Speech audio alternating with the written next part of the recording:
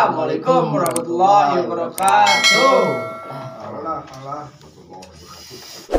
Jumpa lagi bersama saya Fahri di sini sebagai host lagi-lagi dan saya Gilang sebagai co-host lagi-lagi. Co-host. Aduh, Asisten saya Anda.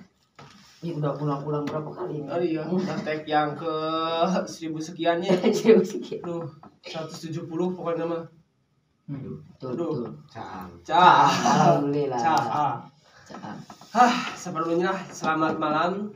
Selamat pagi, selamat siang, selamat sore, selamat wayakio, selamat wayakio kepada para pemirsa penonton setia Bapak Milenial.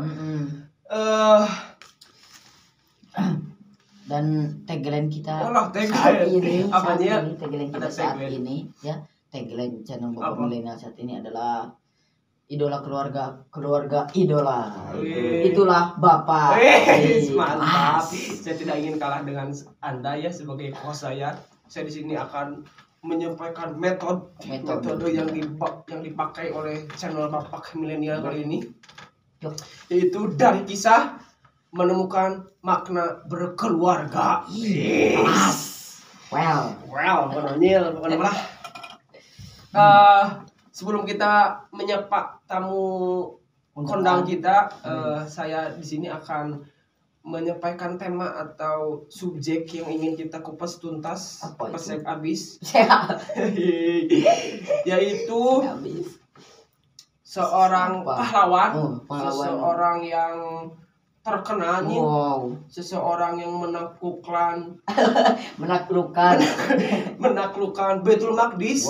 Iya, dia adalah Salahuddin Al-Ayyubi. Siapa tuh?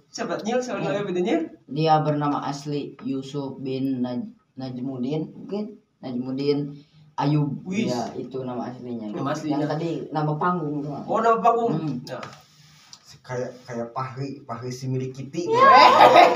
Milik kita lama bawa.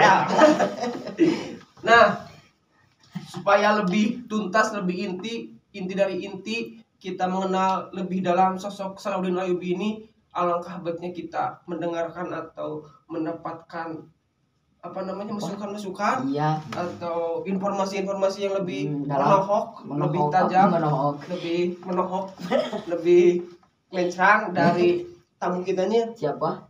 Dari Baghdad, Dubai. Ada Kang Ajay di sini. Siap. Alhamdulillah. Udah Gilang, aduh. Gimana kabarnya Pak? Alhamdulillah. Apa Bapak aja gimana kabarnya? Alhamdulillah. Sehat Gilang ya. Iya. Bikini Batam aman. Kalau saya jadi dari Perindapan. Bisa meladusing tuh. Celarap. Aduh, luar biasa. Kabel. Duh, ini apa itu? Ya, betul. Betul sekali. Jadi mengapa kita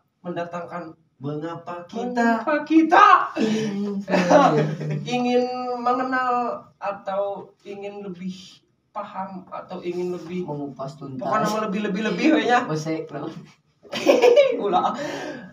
Lebih mengenal lebih dalam dari sosok Salahuddin Al-Ayyubi. Kang. Jadi gini, gambarannya ya, Salahuddin Al-Ayyubi itu salah satu riwayat mengatakan bahwa salah satu manusia yang diantarkan ke penjaratan. Apa Indonesianya penjaratan itu? Pemakaman. Kuburan malah gua tuh. Kuburan. Ke pemakaman terbanyak setelah Rasulullah SAW dan Salahuddin Al-Ayyubi. Santai minyak di Ramayana. Silang antri, Gemaryana, Palung itu. Palung Mariana. Itu adalah di Salahuddin Al-Ayyubi wafat gitu. Salah satu yang membuat orang soleh itu sirik gitu.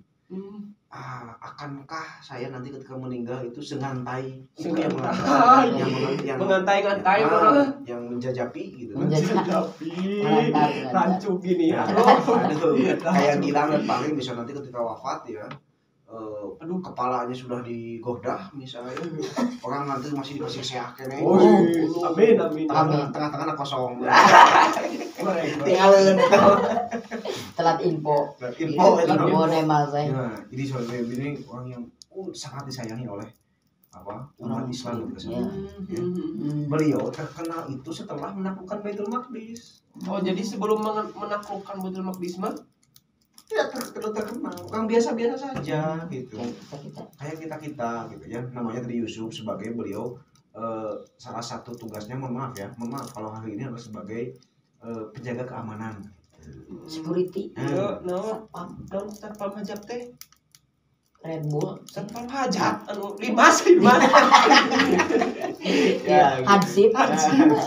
kayak gitu. Gak jadi penjaga keamanan dia luar biasa. Red Guard. Red Bull. Wow. Red Bull tadi Red Bull salah.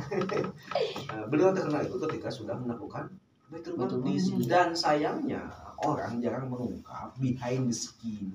Iya, Di Di belakangnya belakang layar gitu, di belakang layar terkait kesuksesan Salahuddin Ayyubi menaklukkan Baitul Maqdis. tidak mungkin dia sendirian tuh. Betul. Pasti ada yang di belakang orang-orang. ada prosesnya. Iya, Oh, berarti Salahuddin Ayyubi Ayubi ini mah finishing, memberikan sentuhan akhir saja. Si Gebatu misalnya di takolaan jeduk ku batu kan udah kolan mata kesebut, tapi ketika pecah anu terakhir yang membuat membuat batu itu terbelah, dia yang disebut. Padahal ada orang yang berusaha untuk memecahkan batu itu.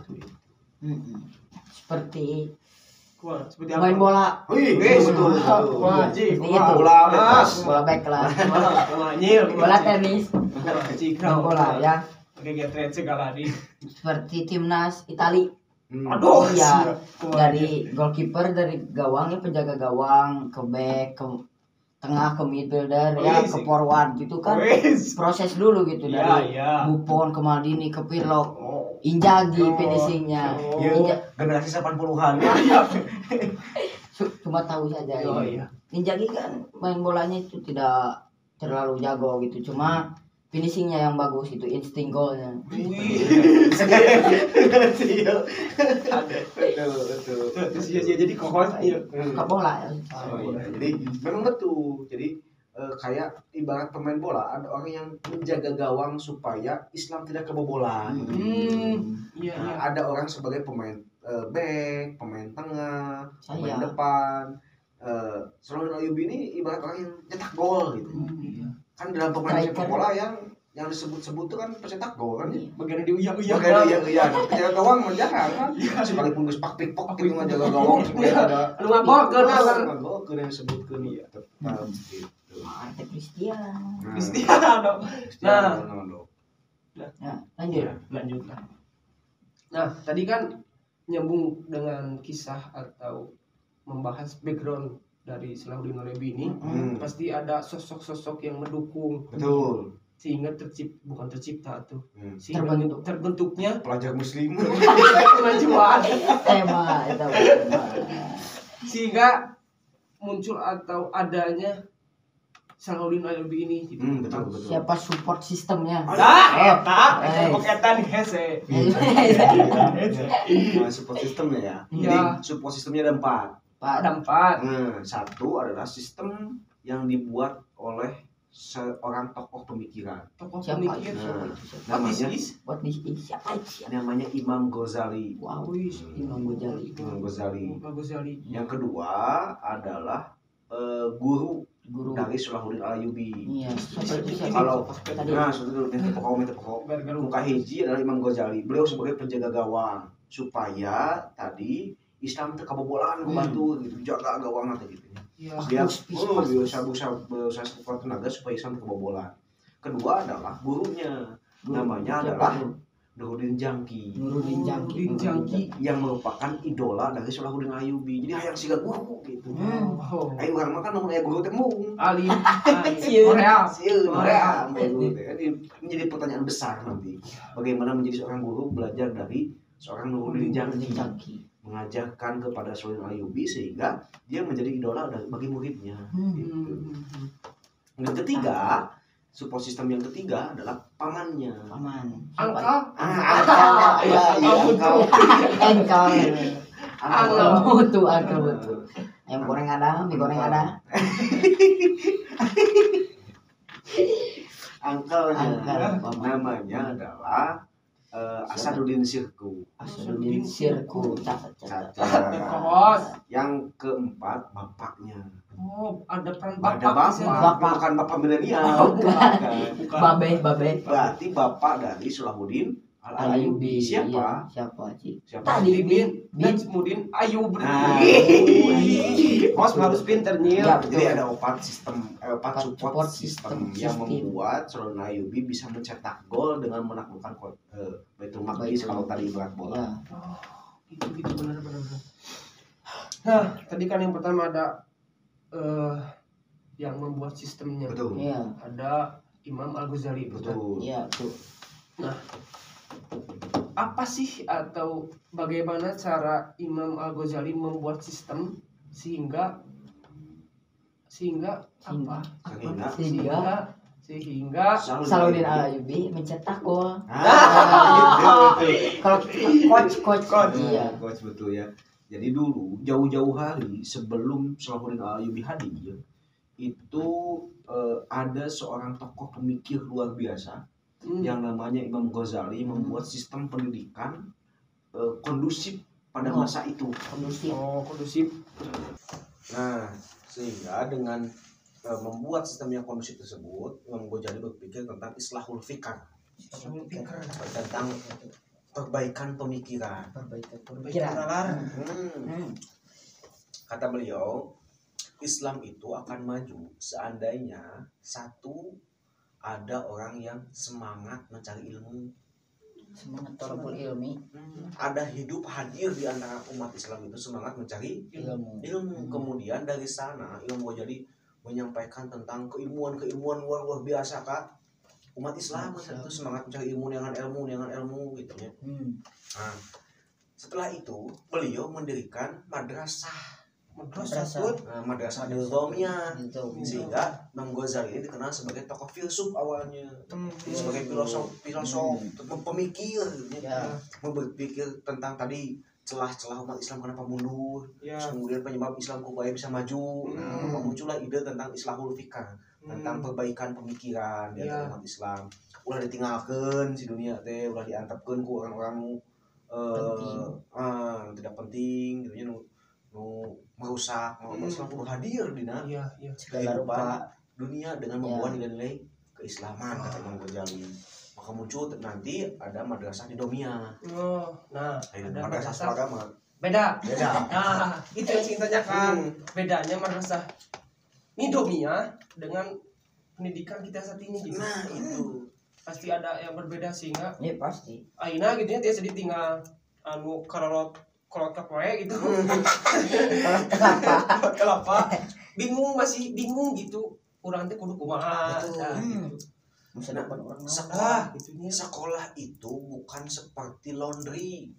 Sekolah itu bukan seperti mesin cuci. Yang ketika orang tua menyekolahkan anaknya ke sekolah, memakai baju kotor, pakaian kotor dimasukkan ke dalam mesin cuci, sehabis dimasukkan kemudian baju itu menjadi bersih kembali. Bukan kayak gitu sekolah itu. No. Kebanyakan di antara kita menganggap sekolah itu seperti mesin cuci. Kotor asupkeun yang bersih di sekolah. 3 pesantren gitu. Gimana? Bisa teh bangor yuk. Iya. Meh teh bangor di pesantren kan. Gitu. Mikirna teh. Mikirna aja. Supaya bagus. Tapi anger we. Berarti bukan itu nih poinnya ya. Bukan. Poinnya adalah tentang bagaimana madrasah Nizamiyah ini mengajarkan manusia menemukan makna hidupnya. Setiap orang hidup itu harus bermakna. Potensinya sesuai potensinya, sesuai keunikan dirinya.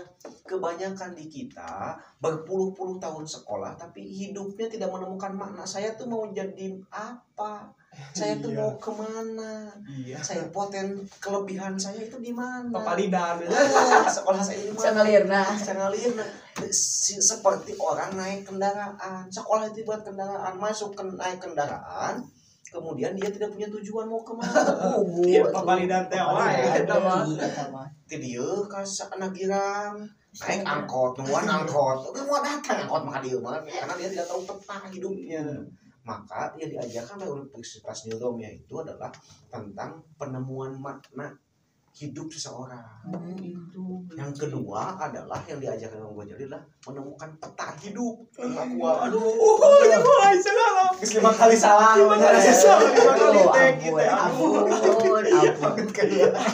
Dengan aku banget asup gitu. Jero gitu. Jero itu lah. Kudu sudah ditoel ya. Dan Bisa lemutan. Jadi mohon maaf pemirsa itu 5 kali salah ini ya gangguan alam mati dan sebagainya tadi.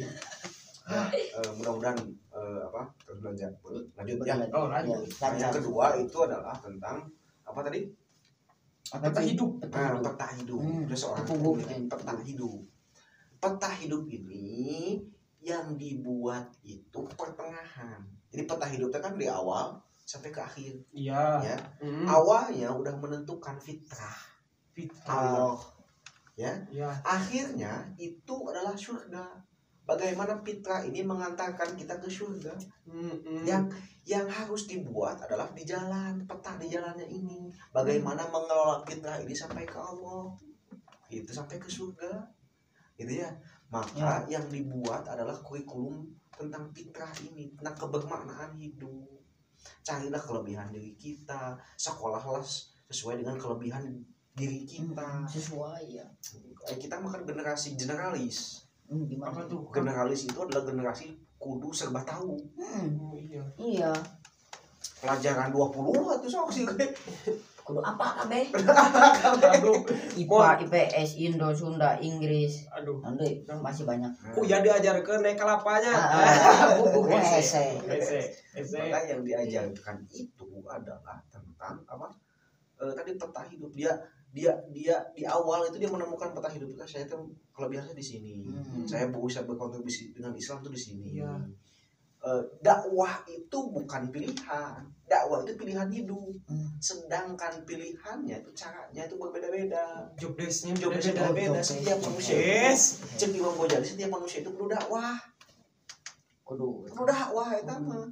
Tukang tani perlu dakwah dengan taninya. Oh. Gitu. Dakwah tapi di perannya masing-masing. Ayo orang mah seolah-olah dakwah itu tugas kiai. Mimbar. Dakwah itu tugas mubalik, dakwah itu tugas ustaz. Coba ente nanti ketika jadi pengusaha berdakwah dengan pengusaha. Bagaimana transaksi yang antara win minhum saling ridho sesuai syariat jadi berlaku. Bukan pikiran gitu. Jangan-jangan Islam itu rusak kelakuan orang. Aduh. Gitu, boy. Ketika ente ngaku Islam, budak muslim, kelakuan haram jadah misalnya. Itu kan era teh orang tua hukum Islam ge era kelakuan makanya teh jeurik Rasul ngelit ke aku Islam gitu dengan itu. Maka yang dididik oleh Imam Ghazali adalah tadi dia menemukan peta. Dakwah adalah pilihan, petanya, caranya disilakan pada keunikan masing-masing. Gitu. Sehingga setiap orang itu semangat berdakwah pada waktu itu teh gitu. Dakwah di mana saja gitu, bukan di mimbar saja.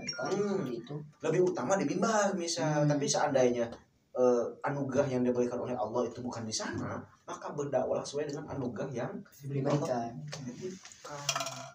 Gitu. Itu poin yang membedakannya ya. Cai heula. Kali salah.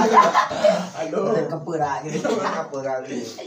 Gitu guys. Yang selanjutnya mengipat tadi ada 4 orang dan sudah dibahas 1 orang yaitu siapa tadi Imam Al-Ghazali yang membuat sistemnya. Lanjut yang kedua gitu, gurunya. Nuruddin Jamki. Bagaimana itu? Nuruddin Jamki ini merupakan murid dari Imam Ghazali. Nuruddin Jamki itu murid dari Imam Ghazali. Idolanya Salahuddin Al-Ayyubi. Jadi nyambung kan gitu, bersanad keilmuan teh gitu. Maka disinilah Imam Ghazali membuat kultur keilmuan, membuat nilai-nilai Islam hadir, membuat seseorang hidup bermakna, berkeinginan untuk berdakwah setiap manusia itu. Maka muncul sosok di antara kultur terbaik itu adalah Nuruddin Jamki, seorang ulama yang dia memiliki pengetahuan yang luar biasa tentang Baitul Maqdis. Hadis-hadis tentang Baitul Maqdis kan apa? Beliau selalu disampaikan bahwa Nabi itu menginginkan Baitul Maqdis itu bebas, bahwa Baitul Maqdis sebagai kiblat pertama. Ya, kemudian salah satu selain dari Syahrul Ayyubi, salah satu murid dari Nuruddin Jangki itu namanya adalah Syekh Al-Barjanji. Syekh Al-Barjanji yang membuat apa syair berjanji. Siapa panggil? Syekh Al-Barjanji. Yang membuat syair berjanji. Oh, syair berjanji. Syair berjanji itu adalah syair-syair tentang keutamaan Rasulullah SAW dan keinginan cita-cita Rasulullah SAW. Dinyanyikan terus gitu, diulang-ulang, bahkan udah ketik yang apa tanya cita-cita Rasul siga kumaha, kehidupan Rasul siga kumaha gitu nya. Sedangkan budak zaman kiwa gitu apa kan balon ku ada 5. Iya, cedak jeduk. Balon meledus meledak we, hatiku sangat kacau. Ku balon kacau pada hati ngadiuk deui. Kacau. Ku balon kacau. Ku lagu abang tukang bakso Mari sini terus aku mau beli atau ada engkomnya tukang bakso pakai kol tidak pakai kol tukang bakso pakai kol bumbu ya lagunya aduhnya kacau sosin balik itu sosin balik non tentang Nuruddin Jangki seorang ulama luar biasa. Dia menciptakan kultur tentang cita-cita Rasul membebaskan Baitul Maqdis. Maka dia menjadi salah satu idola dari Salahuddin Al-Ayyubi. Gitu, kita podcast lain Jumaahan gitu, tunggu ke jam 1. Aduh, ayat tunggu. Ampun deh boy. Tunggunya 5 kali tag-nya. Lanjutnya namanya semangat.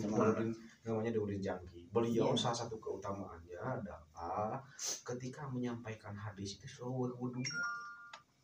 Berwudu lah karena kata omongan Nabi ya teh urang makan ngomong ke dina malam bumi niat teh sedang urang ngomong gitu gaskeun we langsung balik gitu kan sebaik-baiknya belajar itu bukan di tempat terbaik. Sebaik-baiknya belajar itu bukan di tempat yang terbaik tapi di guru terbaik. Bagaimana nanti Salahuddin Al-Ayyubi ini diberikan pendidikan oleh ayahnya, dia menyeleksi gurunya. Oh, berarti bukan di mana tapi dengan siapa? Itu. Jadi kan di urang mah siswanya diseleksi ku sekolah tanya. Nah, betul. Ari Salahuddin Ayyubi mah adalah orang tua yang menyeleksi guru. Jadi jadi ulah rek nyakolakeun deh, ketika kita mau menyekolahkan kita cek dulu hafalan kumaha, hafalan si gurunya, testing. Salatna kumaha, cari nafkahna siga kumaha, duitna di mana. Orang tua menanyakan itu kepada gurunya. Ngoni ya jadi mah. Dia ngoni aja. Deudeuh urang makanya nyekolakeun teu penting gratis. Deket nih. Padahal aset fundamental seseorang itu adalah waktu. Aset fundamental yang tidak bisa diganti. Sehat bisa ditiaran deui nya, bisa diikhtiaran. Ya, waktu mah ya kese gantian. Maka itulah yang difahami oleh ayahnya sehingga ketika menyekolahkan ketika menitipkan anaknya untuk belajar dia hati-hati milih guru. Sampai ke jatuh pilihan ke Nuruddin Jangki. Nantinya kemudian guru ini menjadi idola karena dari cara beliau menyampaikan hadis, dari cara beliau menyampaikan ajaran agama begitu menyentuh ke hati kata Salahuddin Ayyubi sehingga menjadi idola. Ayo ulama guru teh menjadi apa? Musuh. Menjadi musuh. Datang guru balik datang guru datang. Kacau. Dek berkah kumaha keilmuan ketika gurunya dibenci ya. Maka ini pelajaran khusus bagi guru ya bisa. Iya betul. Terkhusus bagi profesi saya sebagai seorang guru. Kita ini kan jadi guru teh guru agama terus ngajak jelema ke surga kan? Betul. Ngajak orang ke surga kan jadi guru. Ya. Jadi pendakwah itu mengajak orang menuju ke surga. Ya. Dakwah sebagai pilihan itu mengajak kita menuju ke surga. Tapi rata-rata ketika kita ngajak ke surga, wajah dan perangai kita seperti malaikat maut.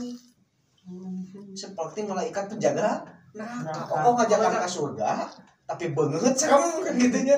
Tapi banget tengah seria acan sampai kalakuan kejem galak kejem kalakuan orang mau tertarik ke surga sih kumaha tinggal mengajak wae kelakuan juga penjaga neraka gitu. soream udah gitunya udah di wae. Maka di sinilah nanti tidak anggap panggil ketika jadi seorang bapak ngajak ke keislaman ke budak sih juga penjaga surga. Baik-baik ramah Baik-baik. mengalih pengetai sayang seri marah mah Semriwing. Bahkan Islam menekankan itu Islam Pak.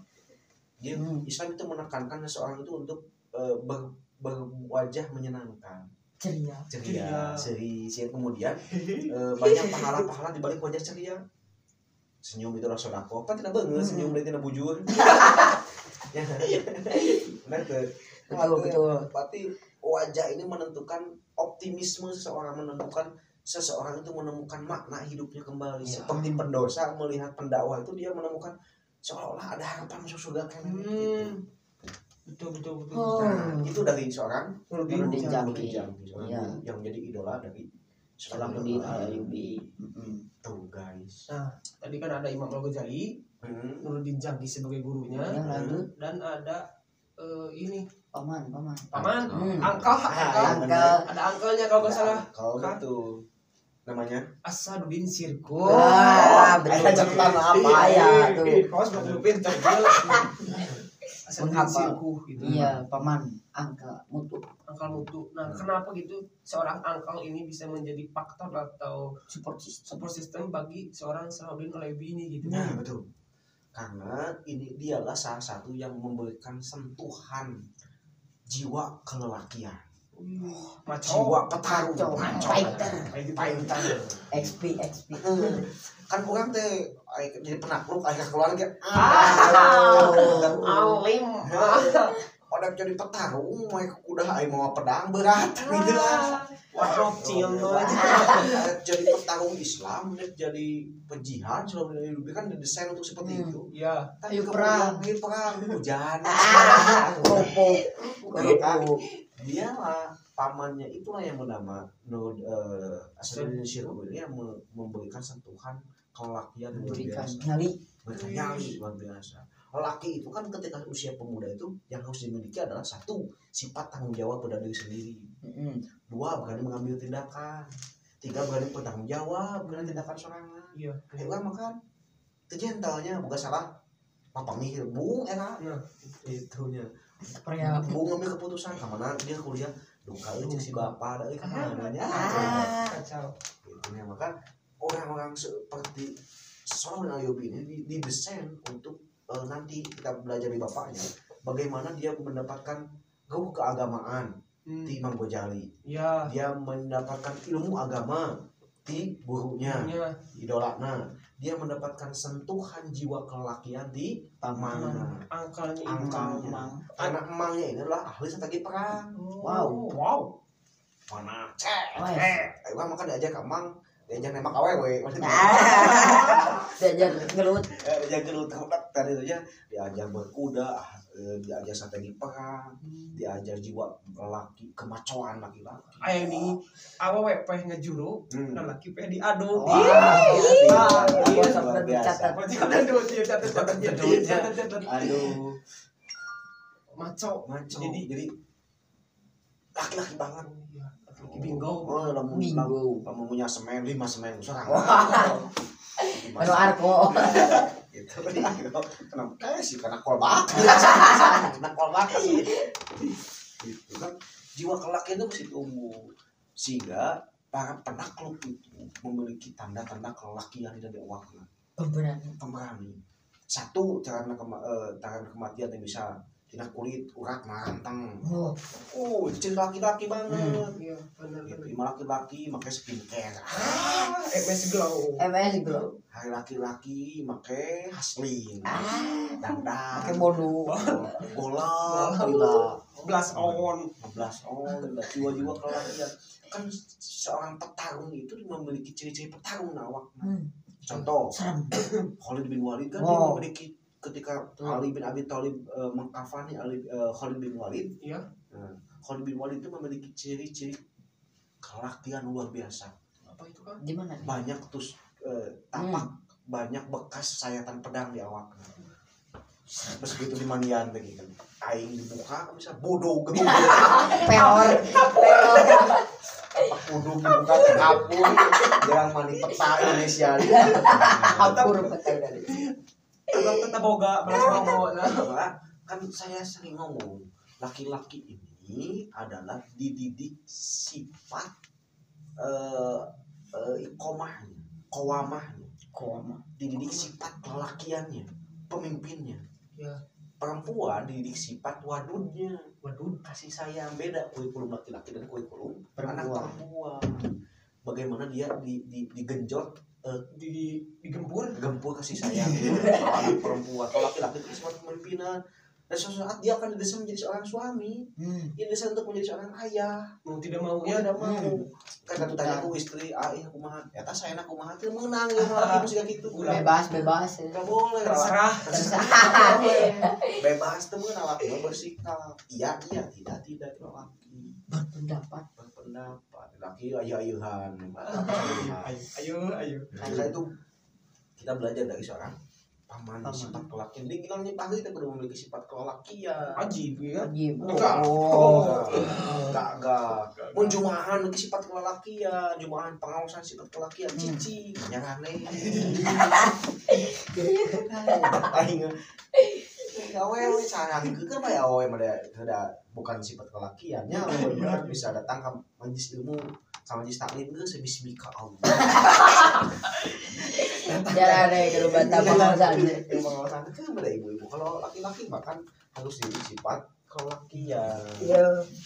Kagak mah lagu jumahan seminggu sekali sare oleh mun. Tukang deh. Cik atuh euy seminggu sekali mah gitu. Maka sifat kelakian mun meungan ilmu tong anak hese. Gas. Hangat. Semangat optimisme Karena saat karena orang yang optimisme itu lebih gede rezekinya dibanding orang yang kalah hese. Coba tinggal malas tidak makan halnya mikir pegawai kan kalah hese nya. betul. Tidak makan halnya bikin project, bikin amanah, bikin sesuatu kerjasama dengan orang yang kalah hese terus. Dia selalu ingin kerjasama dengan orang yang cepat. Dia selalu ingin bekerja sama dengan orang yang optimis, dakwah nanti gitu. Nggak sih ini soalnya menawan dengan gitunya kuliah. Kucing.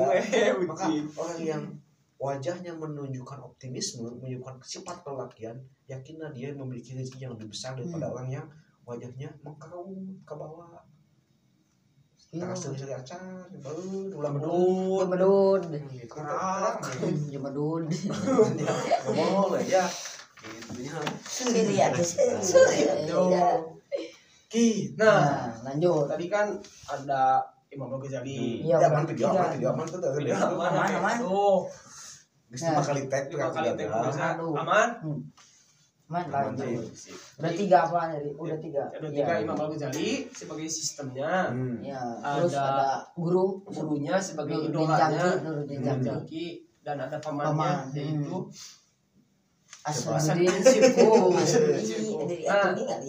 Dan yang paling penting atau ada ini sosok seorang bapak itu yang tadi pasti obrol tadi kan udah disentuh sedikit tuh, udah dibahas sedikit oleh dialah yang menyeleksi gurunya, dialah setelah tidak langsung dialah yang menuntun bukan imam ini bertemu dengan guru yang begitu luar biasa sehingga menjadi idolanya gitu kan. Berarti pelajaran mahal bagi seorang yang ingin mempelajari soal Ayyubi, belajar dari bapaknya. Oh iya, itu yang paling penting ya. Belajar dari bapaknya itu bapak Salahuddin Ayyubi itu membuat desain pembelajaran. Mendesain anak saya ini ke depan mau jadi apa. Jadi sosok si bapaknya ini dialah yang mencarikan tempat belajarnya, dia yang menyeleksi gurunya tadi, dia yang menemukan makna.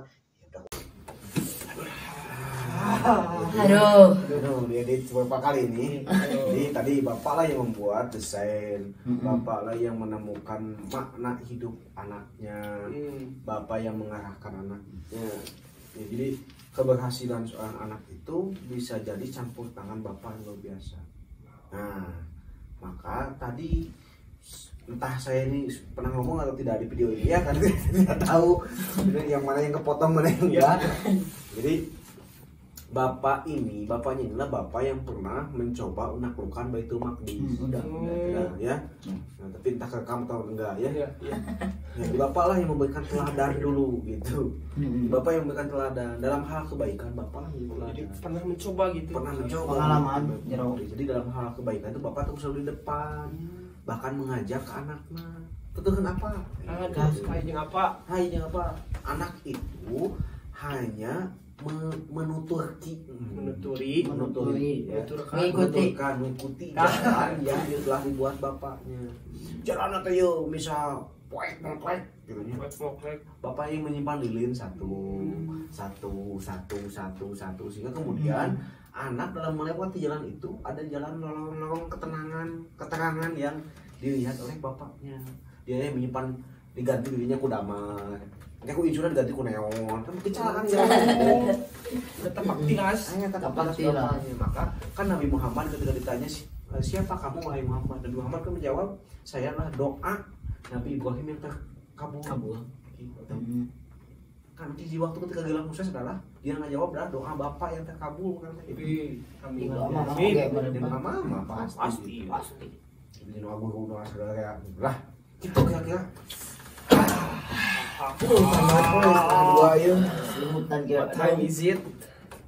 Kota klop. Nah kan tadi udah dikupas tuntas, udah dipesek habis. Pesek habis. 4 subjek atau super system yang menjadikan Salahuddin Ayyubi itu kan Kang. Nah, seingin supaya lebih jelas gitu poin-poin intinya agar pemirsa bisa mencerna atau kesimpulannya apa? Kesimpulan bagi ente meresapi. Meresapi. Betul. Kesimpulannya atau intinya dari poin yang bisa diambil oleh misalkan dari gurunya, untuk guru yang sekarang apa, dari bapak apa gitu. Nah, yang pertama dari Imam Al-Ghazali dulu gitu Kang. Apa poin yang bisa menjadikan atau poin intinya gitu. Inti dari Imam Al-Ghazali adalah bagaimana membuat kultur keilmuan dan kultur keislaman. Membuat kultur Di keilmuan lingkungan masyarakat. Mustahil kita bisa mendidik anak yang soleh ketika masyarakatnya belum berubah. Oh iya. Karena dia akan berinteraksi dengan lingkungannya. Gitu. Iya betul. Nah, dari Imam Ghazali itu kan itu. Nah, dari bukan dengan kita bergaul, tapi dengan siapa kita bergaul. Wah, aku mah. Lewat. Skip. Nah, ada Imam Ghazali itu. Yang kedua ada siapanya? Yang kedua teh? Ada Nurdin Jangki, gurunya. Dari gurunya dia belajar tentang spiritualitas. Dia belajar tentang keilmuan agama dan cita-cita masuk surga lah. Sederhana berarti guru. Kalau dari gurunya itu lanjut. Kalau dari pamannya tadi dia belajar sifat-sifat kelakian. Fighter. Dari ayah dia belajar keteladanan. Iya. Sehingga maka terwujudlah generasi pembebas Baitul Maqdis. Bebaslah Baitul Maqdis. Minimal kan misalnya bisa kalau kita bercita-cita ya tinggi itu menjadi generasi pembebas Baitul Maqdis. Tapi namun itu minimal jadi solusi untuk masyarakat kita gitu. Bukan bagian dari masalah di masyarakat orang begitu.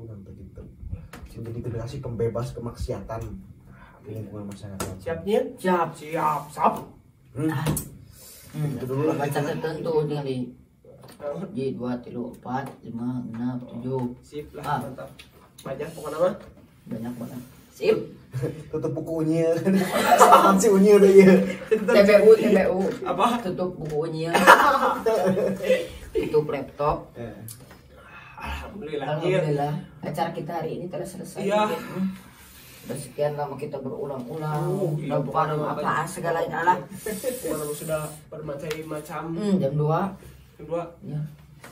Mungkin sekian ya Kang. Terima kasih atas waktu, ilmu dan tenaganya yang telah dikorbankan atau sisihkan, diagehkan. Apa tuh diagehkan? Digebrek.